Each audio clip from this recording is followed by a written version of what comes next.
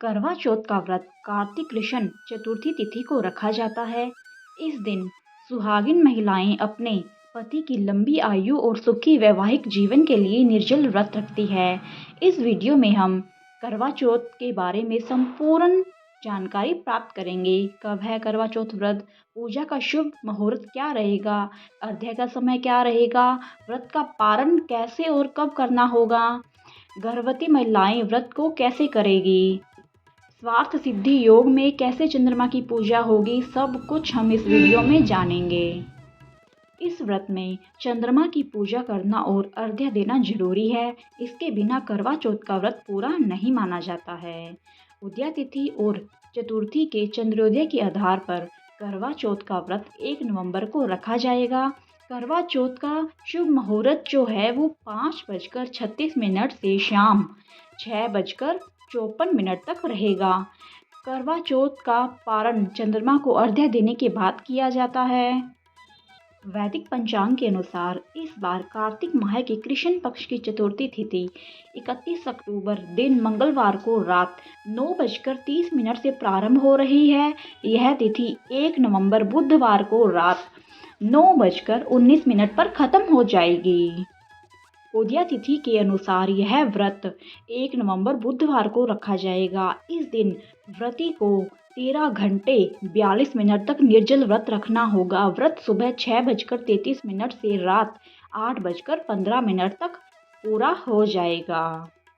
अब हम जानते हैं पूजा का शुभ मुहूर्त।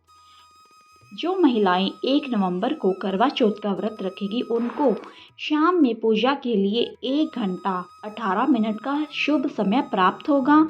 करवा चौथ का शुभ मुहूर्त शाम 5:36 से शाम 6:54 तक रहेगा।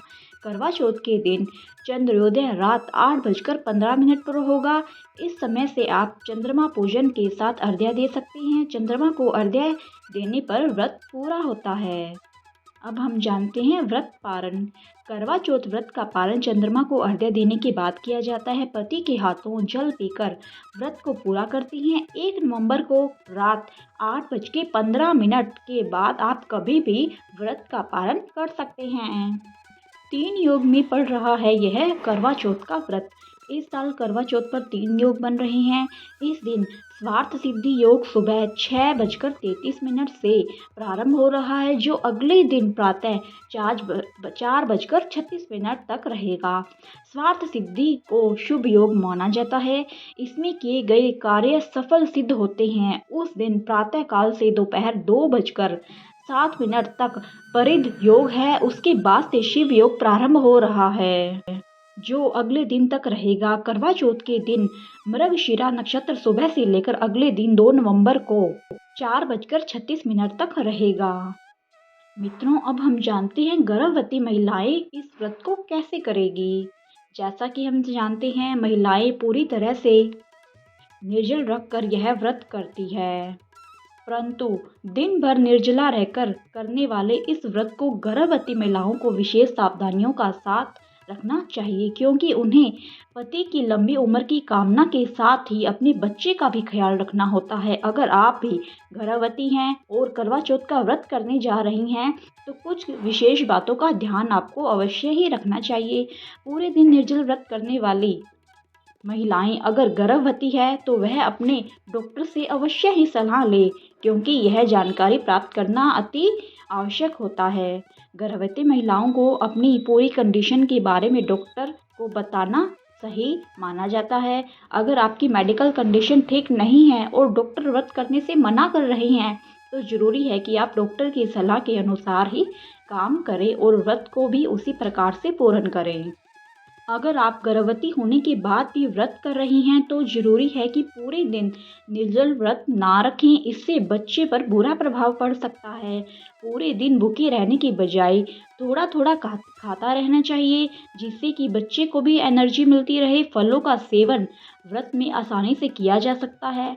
साथ ही ड्राई फ्रूट को भी खा लेना चाहिए। ध्यान रहे कि फल को नमक के साथ नहीं ग्रहण करना चाहिए। करवा चौथ की सुबह वाली सर्गी का खास ख्याल रखना चाहिए। सर्गी में ऐसी चीज़ें खाएं जो आपको दिन भर एनर्जी दे, ना कि बीमार करें। जैसे कि सर्दी में चाय या कॉफ़ी की सेवन कतई ना करें, इसकी बजाय आप दूध पिएं।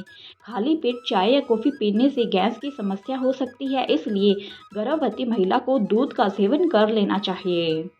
गर्भवती महिलाओं को इस दिन भरपूर आराम करना चाहिए। सुबह सर्दी में खाने पीने के बाद उन्हें ज़्यादा से ज़्यादा समय आराम करके बिताना चाहिए। फिर शाम को पूजा के समय ही उठना चाहिए और तैयार होकर पूजा करनी चाहिए। उससे सुस्ती और थकान कम लगेगी और आपका व्रत भी पूर्ण हो जाएगा। मित्रों, अब हम जानते हैं सर्दी के बारे में। करवा चौथ के व्रत में सर्दी दी जाती है, जो कि सुबह सूर्योदय से पहले दी जाती है, जो कि आपकी सास या अगर आपकी सास नहीं है तो आपकी जेठानी या ननंद भी आपको सर्दी दे सकती है। इसमें आप सुबह सेवइयाँ, दूध या फीनी अलग अलग स्थानों पे अलग अलग परंपराओं के तहत ये सर्गी दी जाती है। इस सर्गी को सूर्योदय से पूर्व ही खा लिया जाता है तथा उसके बाद पूरे दिन व्रत रखा जाता है। अब हम जानते हैं करवा चौथ के दिन सास को दी जाती है चीज़ें। करवा चौथ के दिन सास बहू को सर्गी और सुहाग का सामान देती है। बहू भी अपनी सास को कुछ सामान देकर उनका आशीर्वाद प्राप्त करती है।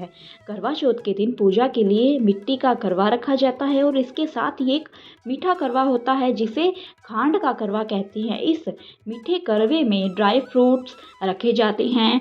इसके अलावा सास के लिए कपड़े और शगुन के तौर पर कुछ पैसे भी दिए जाते हैं। साथ ही भोजन की थाली भी मनसी जाती है।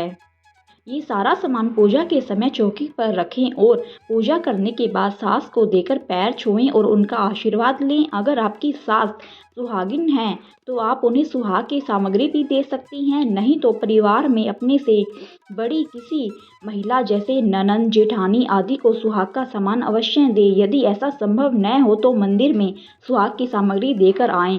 कहते हैं कि इससे अखंड सौभाग्यवती होने का आशीर्वाद प्राप्त होता है। मित्रों, अब हम जानते हैं मासिक धर्म होने पर यह व्रत कैसे पूर्ण करें। ऐसी मान्यता है कि जब मासिक धर्म की कंडीशन आ जाती है तो महिलाओं को धार्मिक कार्य नहीं करने चाहिए और भगवान और किसी भी पूजा सामग्री को नहीं छूना चाहिए। लेकिन कई बार ऐसी स्थिति पैदा हो जाती है कि महिलाओं को समझ ही नहीं आता कि वो क्या करें। करवा चौथ का व्रत साल में एक बार आता है। ऐसे में अगर मासिक धर्म की समस्या आ जाए तो महिलाएं परेशान हो जाती हैं। तो आइए अब हम जानते हैं ऐसी कंडीशन में पूजा किस तरीके से करनी चाहिए। शास्त्रों के अनुसार मासिक धर्म में करवा चौथ का व्रत रखना वर्जित नहीं माना जाता। ऐसे में अगर आप मासिक धर्म के समय से गुजर रही हैं तो आप बिना किसी परेशानी के व्रत पूरा कर सकती हैं। बस आपको व्रत के दौरान कुछ खास बातों का ध्यान रखने की ज़रूरत है ताकि आप बिना किसी गलती के अपना व्रत पूर्ण कर सकें। इस दौरान महिलाओं को इस बात का ध्यान रखना चाहिए कि वे मंदिर में न जाएं, किसी धार्मिक ग्रंथ को न छुएं। वह घर में किसी और से करवा चौथ की कथा सुन सकती हैं, जैसे कि अपनी सास, जेठानी, ननद या किसी भी महिला से। महिला को मंदिर के अलग होकर व्रत रखना चाहिए और पूजा करनी चाहिए। ऐसा करने से उनका व्रत भी सफल होगा। ऐसे समय में व्रत भंग होने का दोष भी नहीं लगेगा। और अगर व्रत के दिन ही ऐसी कंडीशन उत्पन्न हो जाए तो आप नियमानुसार व्रत रख सकती है, लेकिन देव कार्य से खुद को अलग कर लें और पूजा का कोई भी सामान स्पर्श न करें। धन्यवाद मित्रों, यह वीडियो यहीं पर समाप्त होती है। अगर आप सभी को मेरे द्वारा दी गई जानकारी अच्छी लगी हो तो मेरी वीडियो को लाइक करना ना भूलें और मेरे चैनल को कृपया करके सब्सक्राइब करिए। धन्यवाद।